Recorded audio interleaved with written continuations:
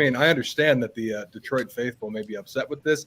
I did have Wyatt Langford graded very, very tiny bit ahead of Max Clark. I had Clark right there.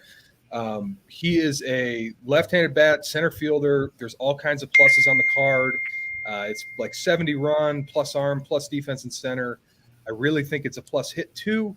I was worried coming into the season about how much power he was going to have. That was my question mark. That's what kind of kept me from this is a guy that we should talk about at 3, was I didn't know how much power he was going to have.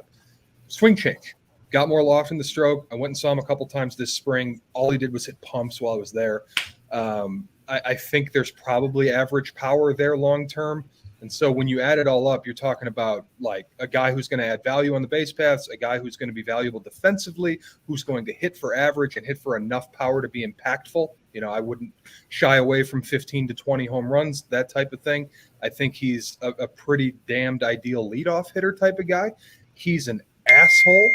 And I say that with the highest level of compliment. That's not an insult at all. He's just a dick on the field, and like he'll tear your heart out to win.